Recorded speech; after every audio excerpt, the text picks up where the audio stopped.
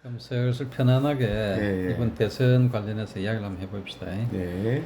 6월 3일이 이제 대선 날인데 예. 후보라든지 당이라든지 언론사, 지인들 뭐 예. 이런 데서 관련 문의가 많이 오죠. 아니, 많이 오죠. 뭐 후보는 후보 본인이 묻는 경우는 좀 드물고, 그 후보의 측근, 그다음에 당 관계자, 그다음에 언론사 뭐 다 골고루 연락이 오고. 그래도 제가 가급적이면 이제 안 만나려고 애를 많이 쓰고, 그제도 서울중앙에서 또 내려와가지고 도저히 시간 없다 해서 또 돌려보는 미안했는데, 월간 조선하고는 제가 4월 아마 초순인가 중순쯤에 인터뷰를 하면서, 그 당시에 이제 국민의힘 주자들이 뭐 확정도 되지 않았을 때 눈에 뜨이는 두 사람이 있다. 국힘 내부에 또는 관련된 사람들 중에는, 그러면서 한동훈 후보하고 그다음에 김문수 후보 두 사람은 눈에 뜨이는데 나머지 사람들은 다 흐름이 어중간해 보인다. 그렇게 해서 아마 기사화돼서 이미 그 월간조선 5월에 가 있을 겁니다. 내용이. 요즘도 지금 뭐 참 다들 궁금해하죠. 걱정하는 사람이 그만큼 많다는 뜻이기도 하고요. 그렇겠습니까? 예. 그러면 먼저 당내 경선을 한번 짚어보죠. 민주당은 네. 이재명 후보가 뭐 독보적으로 네. 독출했으니까 뭐 네. 논외로 하고, 국민의힘 경선에는 8명이 남았고 최종적으로 김문수, 한동훈 두 사람이 네. 경선을 했던 것인데, 네. 홍준표 대구시장이라든지 예. 나경원 의원 이런 분들이 조금 주목을 받았는데 그분들 운세는 좀 어땠던 것 같습니까? 홍준표 저분은 뭐 다른 언론 매체를 통해서도 뭐 했었지만, 지난 그 운의 어떤 기세상 아주 강한 어떤 기세가 서서히 약화되는 흐름 속에 와 있다. 그래서 지금 정도의 흐름이라면 저도 기억에 의존할 수밖에 없는데 약간 퇴색이 되는 흐름에 들어왔기 때문에 적극적으로 뭔가 사회적인 영향력, 지배력을 발휘할 수 있는 정도로서는 좀 미진할 것이다. 이렇게 설명을 드렸고, 월간조선하고 인터뷰할 때죠. 그 다음에 나경원 저분은 생일 정보도 제가 정확하진 않은데 관상학적인 특성에서 그 콧망울에서 뻗어내리는 선이 되는 법령, 즉 그 법제 호령의 권한을 의미하는 법령선이 제대로 만들어지지 않는 걸 봐서는 여러 가지 영향력의 한계는 딸 수밖에 없을 것이다. 그렇게 보고 있죠. 앞으로도 나경원 의원 같은 경우에 지배력이 나오려면 적어도 법령선이 적어도 국악, 입 끝 부분을 우리 국악 또는 해각이라고 하는데 그 부분을 넘어서는 기세가 나와야, 선의 기세가 나와야 영향력이 있을 거다. 이렇게만 보고 있습니다. 여기는 뭐 사주운을 보는 것보다는 관상학적인 측면을 좀 더 통해서 지금 보고 있다. 관상학적인 측면. 그렇죠. 두 분의 운세는 그런 정도로 지금 저도 보고 있습니다. 그렇고 예. 지금 어쨌든 국민의힘 최종 경선에 김문수, 한동훈 두 예. 분이 갔는데, 김문수, 한동훈 두 분 운세는 어떻게 보이시던가요? 그때 월간조선하고도 인터뷰할 때 제가 밝혔지만 점수화가 어려운 이유가, 완전 점수가 어려운 이유가 김문수 그분은 시 정보가 없어요. 누가 측근이라도 왔으면 제가 정보를 가질 텐데, 그래서 시가 없는 상태라서 참 판단하기 어려운 측면이 있는데, 특히 시는 말년을 의미하기 때문에 말년의 운세를 보는 측면에서 윤 대통령도 시 정보가 정확하지 않아가지고 저도 미시 정도로 추정하고 있었는데, 최근은 아니죠. 작년 가을쯤에 누가 가져온 정보를 보니까 미시로 확정을 해서 보게 됐습니다. 미시라면은 2025년 을사년이 교통두절의 해, 이렇게 표현하거든요. 그래서 올해가 그 탄핵 되기 전에도 수없이 많은 오피니언 리더들이나 이런 분들이 저한테 문의를 했을 때 미시 기준으로 볼 때 교통두절을 피하기 어렵다. 탄핵이 되든 안 되든 교통두절로 꼼짝하지 못하는 그런 흐름을 끌게 됐는데, 저 김문수 후보 같은 경우도 지금 시정보가 없으니 마구 이렇게 단정하기는 어렵다. 그런데 기세나 일반적인 흐름으로 볼 때 90에서 95점 사이라고 그때 설명했었고, 한동훈은 90에서 95 사이 주는데 95점 쪽으로 가까이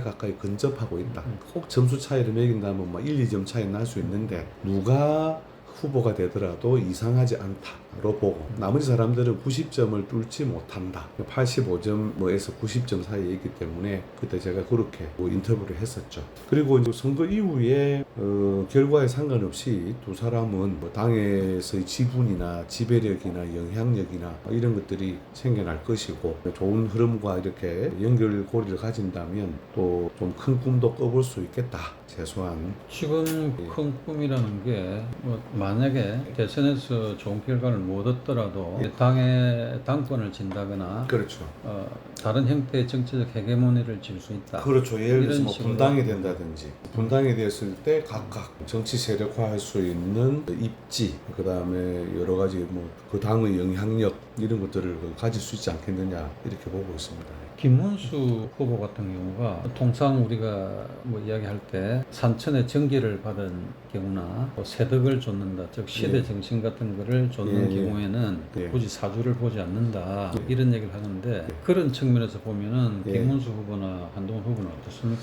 둘을 비교한다면 뭐 저도 뭐 학위를 뭐 풍수로 했습니다만 근데 이제 그 전제가 있습니다. 대저 옛 그 클래식 그 책의 표현에 의하면 대저 사람 인명 사람의 운명은 사주 타고난 그 사주팔자를 떠나지 아니한다. 이것부터 전제해놓고 그럼에도 산천의 정기. 연기 연기. 우리 신령스러운 기운이라는 그 어떤 땅에 태어났느냐 또 그 다음에 선조가 그 음택으로서 뿌리 기운을 얼마나 주고 있느냐 이런 것을 참조하는데 거기에 대단히 좋은 상서 또는 길 기운이 있으면 좋은 기운이 있으면 프리미엄을 주는 것이죠. 그걸 기준으로 제가 뭐 여러 우리 분야의 전문가끼리서 조금씩 교분을 하면서 얻는 정보 중에 그 김문수 저분은 그 영천 임고면이라고 하는 곳에 선령이 모셔져 있는데 풍수적으로 상당히 장점이 많은 걸로 저도 이제 한번 여가를 봐서 가보려고 하고 있죠. 상대적으로 한동훈 저분은 춘천의 공업묘지에 선령이 있는 걸로 저도 전해 들었는데 풍수적으로는 그렇게 큰 프리미엄이 만들어지지 않는다. 보통 사람이 받는 기운 정도는 상관없지만 적어도 이제 큰 용꿈을 꾸고 대권을 꿈꾸려고 하면 그런 프리미엄도 좀 필요한데 그 부분에 한계성이 있는 걸로 그렇게 보고 있습니다. 그리고 이제 그것보다 더 큰 거는 뭐냐면 결국은 세덕이죠. 이 세상이 요구하는 세상의 흐름, 시대 정신, 그 다음에 세덕이란 또 부모나 본인이 그동안 쌓아왔던 그 여러 가지 그 업적, 기여 이런 것들이 다 포함되는 거거든요. 그런 부분에서 세덕이 그렇죠. 그래서 우리가 음덕할 때도 덕이란 말을 쓰지 않습니까? 그 음덕도 두 종류로 나뉘거든요. 음양할 때 음덕이 있고 음이라고 하는 글자 위에 초두변이 붙은 게 있습니다. 풀초자 초두변이 붙은 요 글자는 뭐냐면 조상이 쌓아준 덕이라는 거죠. 이제 무덤 밑, 즉 풀 밑으로 감춰져 버린 그 음덕일 때는 조상이 음덕할 때는 풀초자를 붙여야 되고 본인이 늘 뭐 그냥 남들 잘 모르게 밥값 내주고 뭐 하다 못해 뭐 주변에 어려운 사람 도와주고 이게 이제 음양할 때 음을 써서 음덕이라 하거든요. 이런 것들도 세덕의 파트라고 봅니다. 그 세덕을 갖다 넣는다는 말은 그런 음덕을 쌓았다는 말도 되고 또 시대 정신을 읽고 내가 해야 될 뭐 임무, 역할을 잘 파악하는 것 세덕에 속하는 것이죠. 그런 측면에서는 이제 김문수 저분이 훨씬 더 그런 부분에서는 세덕, 산천의 연기 이런 것들이 잘 갖추어진 분이다. 그러면 이재명 후보는 어디 같습니까? 그 이재명 저분은 글쎄 좀뭐 제 최측근 다들 최측근이라고 하면서 저한테 4-5명이 왔다 갔는데 생년월일 정보가 다 다르니 어느 걸 가지고 기준으로 뭐 시험 문제가 제대로 나와야 풀어볼 거 아닙니까? 그래서 그 중에 뭐 한 2-3개는 그래도 90점에서 95점이므로 뭐 여러 가지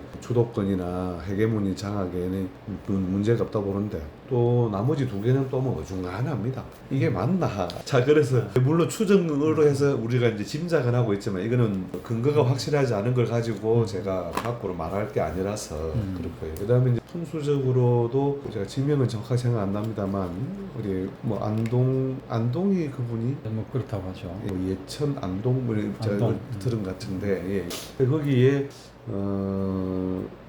뭐 조상 모두가 그런 건 아니지만 뭐 좋은 명당의 기운도 가지고 있는 걸로 들었는데 우리가 풍수에서 말하는 그 사신사 기준점에는 우리 청룡, 우백호 후현무 전주자 이렇게 해서 사를 기준으로 보는 원리에 조금은 결점이 있어서 그 터에 좋은 기운으로 권력을 장악한다 하더라도 또 뒤에 여러 가지 트러블이나 또 운명적 그 고충을 겪을 수도 있겠다. 뭐 그런 정도로 제가 주변 사람들이 정리해 놓은 정보들을 듣고 있는 중이죠. 그래서 이제 뭐 불확실성이 남아있는 상태에서 제가 단정적으로 말하는 건 같은데 그래도 일단 뭐 그런 정도의 맥락이다 정도 흐름이다 정도를 이해하시면 될 것 같습니다. 지금 뭐 대선 결과도 중요하지만 네. 대선 이후가 더 중요한데 이번에 대통령 되는 분은 일을 제대로 할 수 있을까요? 그거는 대통령의 국량면도 살필 필요가 있고 그다음에 국군적인 어떤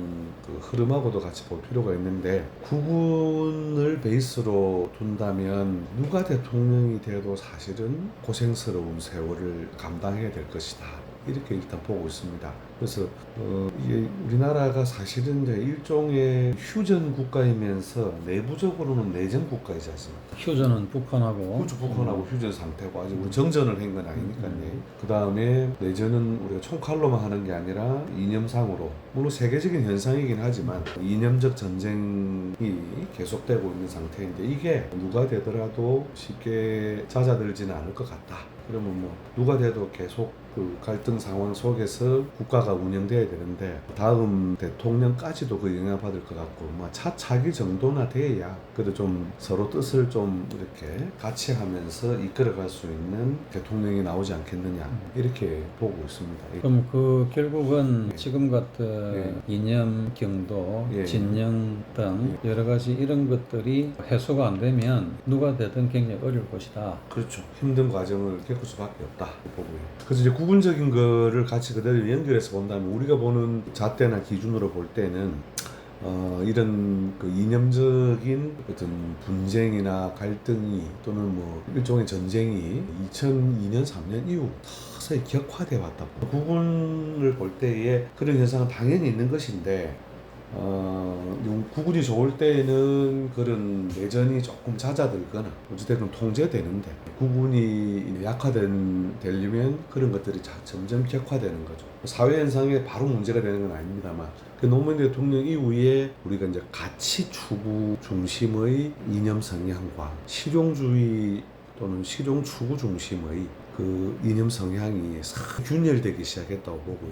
그게 이제 격화된 모습이 박근혜 대통령 그 전후가 격화되었고 이제 그 대가를 그 이후에 많이 치르고 있다고 보는 박근혜 대통령 탄핵, 그다음 문 대통령, 그다음에 윤 대통령 다 사실은 그런 가치 중심과 실용 중심이라고 하는 그 갈등 속에서 왔는데 그렇게 해서 국군의 바닥이 2024년이라고 봅니다. 그래서 24년 그거는 이미 제가 뭐 다른 뭐 수많은 그 뭐 강연이나 모임에서도 거의 10년 전부터 제가 계속 강조했던 것이고 그다음에 2024년도를 기점으로 국군이 턴어라운드가 일어나지만 그래도 2029년까지는 그 대가나 어려움을 감당할 수밖에 없다. 이렇게 보고 있고요. 그 다음에 그로부터 2029년부터 2.5년이 더 지나야 이제 그만 싸우자 이게 중요한 게 아니다 하면서 서로 손을 잡는 또는 협업이나 협심을 하는 그런 마인드셋이 생겨난다 보거든요. 그래서 이제 그때까지는 이런 어떤 갈등을 피하기 어렵고 근데 그 와중에 국군의 바닥을 치고 올라간다는 것은 경제적으로 현실적으로 대단히 어려운 보릿고개는 겨울에 오는 게 아닙니다. 오히려 봄에 옵니다. 그 봄 보릿고개 모양의 최초 모양이 2026년 가을 이후라고 보고 2029년도가 됐을 때 전체적으로 전 국민이 각성을 한다고 봅니다. 이대로 가면 우리가 정말로 죽을 수 있구나, 망할 수 있구나 이런 걸 각성하는 시기를 2029년도로 그 이후에 각성은 했지만 방법이 마땅치 않아서 나름대로 혼란성을 감당하며 가는 기간이 2.5년이니까 그래서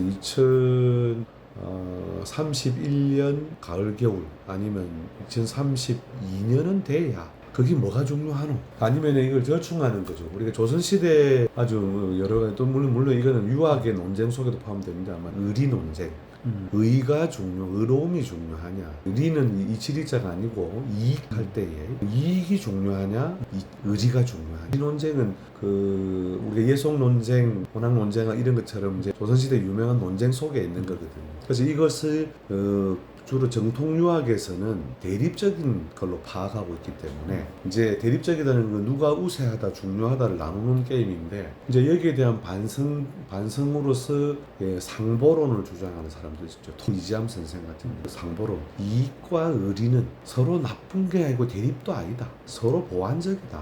의식 쪽이 지혜절이다. 상보적인데 왜 이걸 대립이라고 보느냐. 단순하게 보면 대립이지만, 이익을 쫓느냐 의리를 쫓느냐 대립이지만, 결국은 이익도 의리를 시장의 룰을 지키는 데서 생기는 것이고, 그 다음에 예절과 의리도 돈이 있어야 하는 거 아니냐. 이거 창고에서 인심난다. 그걸 창고에서 인심 나는 건데, 이걸 갖다가 뭐냐면 자꾸 대립적이다고 파악을 하고 논쟁으로 삼아버리면 어떻게 하느냐 했는데, 그래서 이제 토정 이지암 선생을 실학의 비조로도 보는 이유가, 실학의 입장은 상보적인 입장을 주면서 그 다음에 이익이 더 중요하다고 보거든요. 이익이 우선이다. 백성들의 배가 불러야 예의와 의리를 말할 수 있다. 그래서 이제 이런 분위기가 상보적인 관계에 있다고 정서적으로 받아들여야 되겠죠.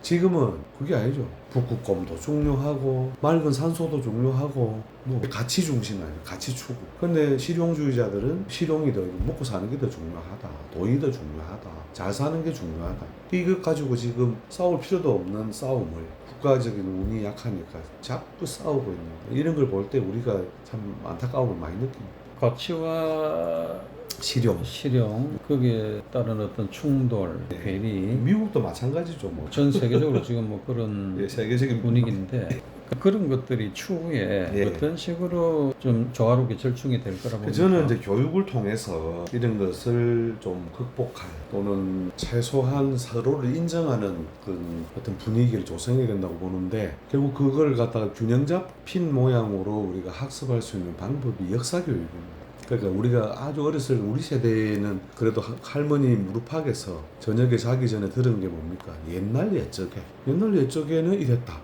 이게 역사교육 아닙니까?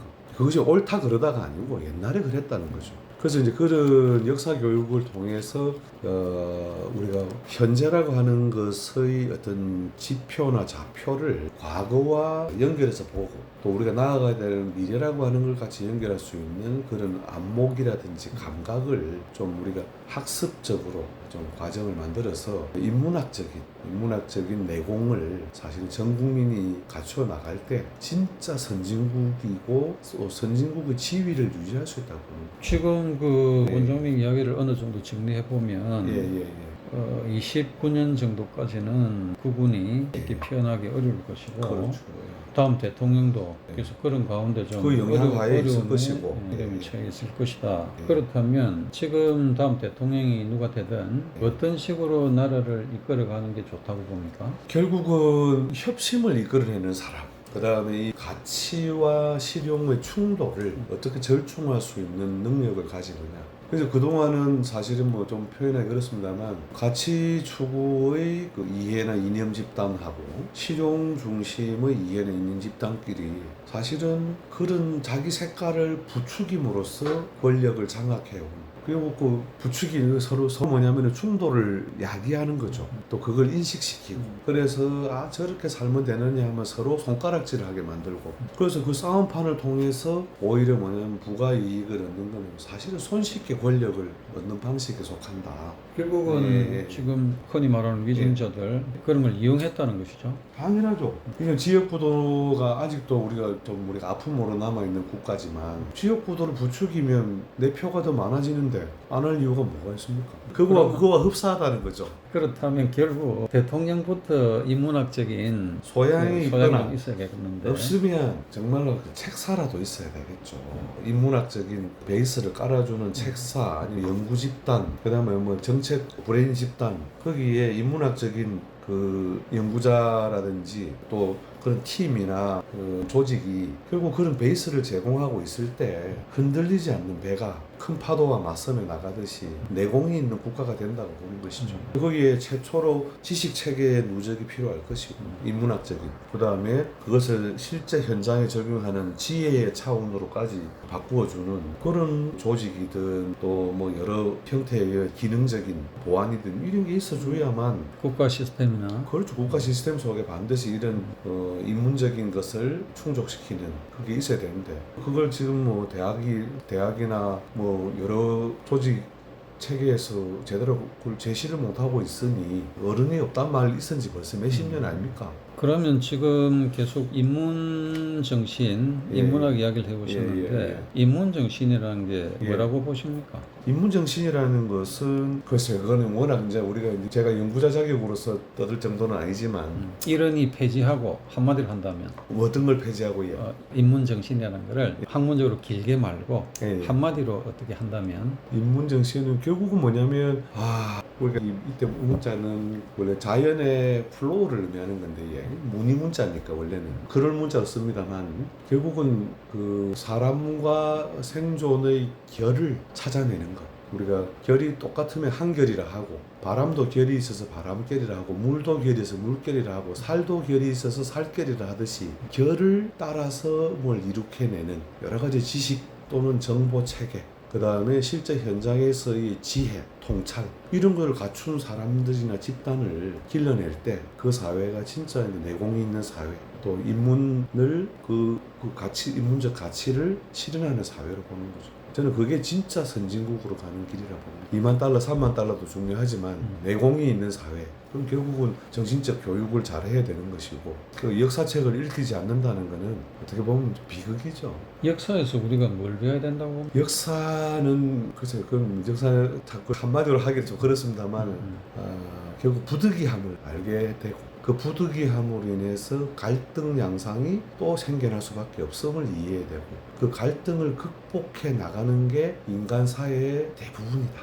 역사의 대부분이다. 저는 그렇게 바라보고 있습니다. 부득이가 뭘 이야기하는 겁니까? 밤이 있고 낮이 있고 이렇게 낮만 있으면 참 좋겠는데 낮만 있으면 이 지구는 며칠 안 돼서 사막화돼 버립니다. 또 밤만 있다면 얼어붙어 버리겠죠. 그래서 낮과 밤이 서로 뭐 대립적인 지위나 역할을 갖고 있지만 결국 생명력을 이어나가는 거지 않습니까? 낮이 길면 밤도 길고 밤이 길면 낮도 긴 게 생태성을 유지하는 것이고 인간의 역사는 그런 생태성을 그래도 가져왔기 때문에 오늘날까지 우리 생명력을 가지고 있는 거죠. 지구의 종말은 인류의 종말과 다른 거죠. 근데 인류가 종말하지 않고 있다는 것은 적어도 이런 생태성을 어떻게든 잘 활용해 왔다 하는 것이고 그 활용이 뭐냐면 갈등의 극복이라고 보는 거죠. 갈등의 극복. 도인비 그 도전과 응전 이렇게 표현하시지만 저는 그 갈등과 그 극복 그것이 뭐냐면 결 따라 이루어질 때 그러니까 밤에 불을 많이 밝힌다고 해서 낮이 되는 건 아니다.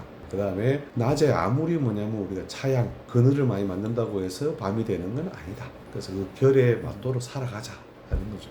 그거를 좀 현실적으로 예. 결을 표현하면 뭐 어떻게 될까요? 현실 결이라는 거는 결국은 뭐냐면 어떤 뭐 생활면이든 뭐 그걸 갖다가 우리가 이제 구조적으로 해결하는 방법이 있을 것이고 시간적으로 해결할 방법이 있는데 구조 공간적인 측면에서는 예를 들어서 남편이 열심히 일한다. 그다음에 부인이 이거는 역사적으로 오래 흘러온 것에 한 표현이지만 부인도 일해도 되지만 가정이라고 하는 그 커뮤니티를 잘 지탱하기 위해 역할을 한다 이런 거죠. 이게 모순되지 않다. 그럼 남자가 군대 가고 여자가 군대 안 가는 것에 대해서 우리는 그걸 모순되다 표현하지 않는 이유는 이미 부여된 조건이 구조나 공간 면에서 그게 더 자연스럽다는 거예요. 생태적이라는 거예요. 그런 측면 하나고 그 다음에 사회 운용 면에서는 시간적으로 좌도 한번 하고 우도 한번 하고 그 우리가 그 배사공이 노젓는 배를 하면은 배가 좌로 우로 기울어서 앞으로 가지 않습니까? 근데 앞으로 가야 되는데 이거는 뭐 앞으로 뒤로 이런 노를 저으니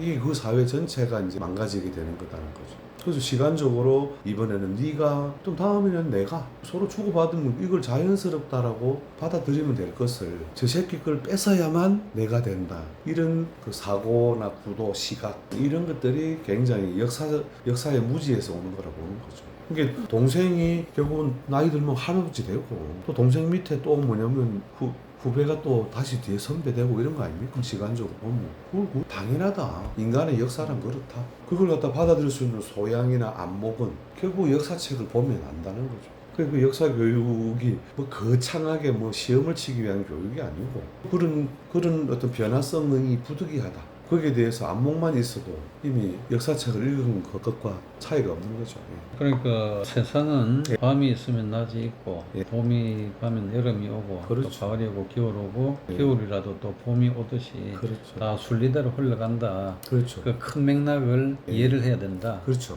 그것은 자연의 물리법칙하고도 맞물려 있는데 그 물리법칙으로 우리가 지구의 공전 때문에 사계절이 생기는데 그걸 우리는 모순되다 말하지 않는다는 거죠. 그리고 그 자연의 운동은 가치 중립적이라는 거예요. 누구를 위하여 봄이 여름 되고 여름이 가을 되는 게 아니고 가치 중립적인데 인간들이 자기에게 유리한 것을 선이라고 규정하고 자기한테 불리한 걸 악이라고 규정하고 그 사이에 가치를 자꾸 가치라는 개념을 집어넣어서 나와 이해관계가 다른 집단과 싸움을 시작하면서부터 이게 이제 힘든 세상살이를 서로 만들어 나가게 되는 거죠. 그러니까 딱 그거를 정리하자면 예. 서로를 존중하는 자세를 가질 필요가 있다. 존중하는 게 아니고 수용해야 되는 거죠. 상황을 야, 여름이 더운 거는 당연한 일이다. 거기에 대해서 여름에 대비하는 자신의 최선을 찾으면 되는 것이지 겨울 네가 안 와서 여름의 어떤 해로움을 당한다 이런 식으로 생각하게 만드는 것 이게 굉장히 편협하고 왜곡된 시각이다 이렇게 보는 것이죠. 그래서 뭐니 결국은 순리대로 살아라. 좌로 노를 저으면 좌로 갔다가 그 다음에 우로 노를 저을 때 우로도 같이 또 해주는 적어도 그 방해는 안 해야 되는 거죠. 일단은 다 받아들여라. 그렇죠. 상황을. 내가 옳다라고 자꾸 생각하지 말고 그런 즉 여름이 덥구나 여름이라 덥구나 언젠가 가을이 오겠지. 그리고 이 상황을 그렇죠. 예. 어쨌든 예. 어쩔 수 없는 흐름으로 적어도 수용하든지 받아들이고 아니면 수용을 못하겠으면 최소한 어떤 내 포지션이라도 이렇게 잘 감당하든지 그게 우리에게 주어진 몫은 새 역사를 창조하는 게 아닙니다. 이미 주어진 역사의 물결에 내 몸을 잘 대응시켜서 살아가게 하는 것 그게 우리가 한 개인이 감당하는 운명의 몫이다 그렇게 봐야 되겠죠. 너무 운명론적입니까?